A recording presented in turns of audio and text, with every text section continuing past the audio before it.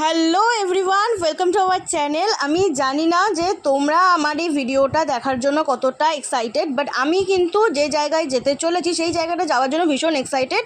তো তোমরা ভিডিওটা পুরোটা দেখো, তাহলেই বুঝতে পারবে। পার্ট বাই পার্ট ভিডিওটা কিন্তু তোমাদের দেখতে হবে, এটা ফার্স্ট পার্ট। তো তোমরা দেখে আশা করছি বুঝতে পারছো যে এখন আমি রয়েছি দমদম এয়ারপোর্টে, সুভাষচন্দ্র বসু এয়ারপোর্ট। তো আমার হাতে রয়েছে বোর্ডিং পাস, আর আমি সেই বোর্ডিং পাস নিয়েই চলে যাচ্ছি। এখন বসবো, কারণ আমাদের ফ্লাইটের টাইম ছিল হচ্ছে 8:50।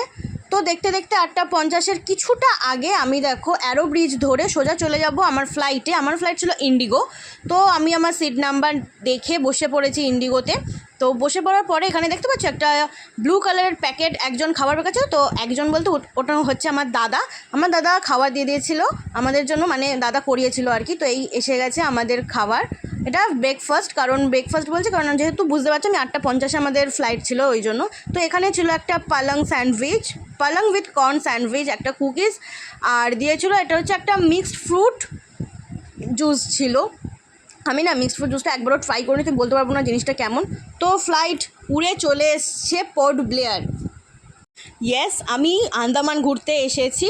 তো আমি ফার্স্টেই এসেছি পোর্ট ব্লেয়ার। আর পোর্ট ব্লেয়ারে আমাদের হোটেলের নাম ছিল হোটেল বেদান্ত, যেটা কিন্তু একদমই রানওয়ের সামনে ছিল, যার জন্য আমরা প্রচুর প্লেন ওঠানামা করতে দেখেছি। তো তারপর দেখো এখানে আমরা দুপুরের খাবার খেয়ে নিচ্ছি। হোটেল থেকে যে খাবারটা দিয়েছিলো আমাদের বাঙালিদের জন্য একদম দারুণ খাবার দিয়েছিল। ডাল, ডিমের তরকারি, বেগুন ভাজা, আলু পোস্ত, পাঁপড় ভাজা, উফ, আর কিচ্ছু দরকার পড়বে না। তো তারপর দেখো আমরা বিকেলবেলা একটু বেরিয়েছিলাম পোর্ট ব্লেয়ার একটু সাইট সিন করার জন্য। তো পোর্ট ব্লেয়ারের সাইট সিন বলতে এখানে কিন্তু প্রথমেই পড়বে সেলুলার জেল।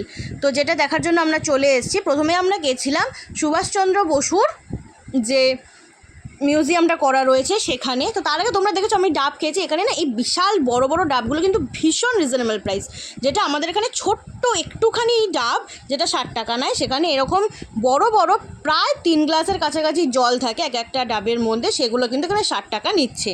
মানে বুঝতে পারছো কলকাতার ওখানে আকাশ পাতাল তফাৎ। কিন্তু আন্দামান হচ্ছে ভীষণ ভীষণ কিন্তু কস্টলি জায়গা। ডাবটাই একমাত্র যে ওখানে কম দামি পাওয়া যায়, কিন্তু বাদবাকি সব কিছু ভীষণ কস্টলি। তো তারপর দেখতেই পাচ্ছ যে আমি সেলুলার জেলটা ভালো করে ঘুরেছি। তো সেলুলার জেলটা তোমরা যেটুকুনি দেখছো তার থেকে কিন্তু অনেক বেশি জিনিসপত্র রয়েছে। আমি যতটুকুনি পেরেছি ভিডিও করার চেষ্টা করে। এই যে এখানে যাদেরকে দেখতে পাচ্ছ এনারা মানে অবশ্যই স্ট্যাচু বানানো, কিন্তু কিছু বছর বলতে কি বেশ 100 বছর আগে হয়তো এনারা কাজ করে গেছেন আমাদের, যার জন্য আমাদের এই দেশটা এখন স্বাধীন হয়েছে। তাদের কিন্তু এখানে ভীষণই অত্যাচার করা হতো, যেটা মানে ওখানে মানে সেলুলার জেলে না গেলে তোমরা বুঝতে পারবে না। ওখানের গাইড নিয়ে অবশ্যই তোমাদের দেখতে হবে। আর এই যে আমরা সেলে রয়েছি এটা হচ্ছে বীর সাভারকার সেল। তারপর আমরা চলে গেছিলাম পোর্ট ব্লেয়ারের আরও একটি সাইট সিনের জায়গা, যেটা হচ্ছে কার্বিনস কোভ।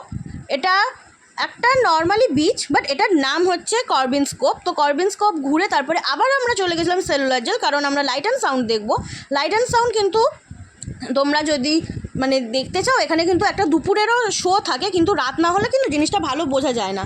আর এখন আমরা চলে এসেছি লাইট অ্যান্ড সাউন্ডই দেখার জন্য। তো আমরা লাইট অ্যান্ড সাউন্ড শুরু হওয়ার আগেই তোমাদের একটু ভিডিওটা দেখাচ্ছি, কারণ তারপরে তো আর দেখতে পারবো না। তো তোমরা অবশ্যই কিন্তু আমার এরপরের পার্ট মানে এরপরে আমরা যাবো হ্যাভলগ। তো তোমরা কিন্তু অবশ্যই আমার চ্যানেলটা সাবস্ক্রাইব করো আর পরের পার্ট দেখার জন্য, কারণ হ্যাভলগ শুধু নয়, আমরা এখনও পরপর অনেকগুলো জায়গায় যাব, হ্যাভলগ, নীল, তারপরে আবার ব্যাক টু পোর্ট ব্লেয়ার। তো অবশ্যই কিন্তু তোমরা আমার চ্যানেলটাকে সাবস্ক্রাইব করে দাও, লাইক করো, কমেন্টস করো, আর ভিডিওটাকে দেখতে থাকো। ওকে, বাই।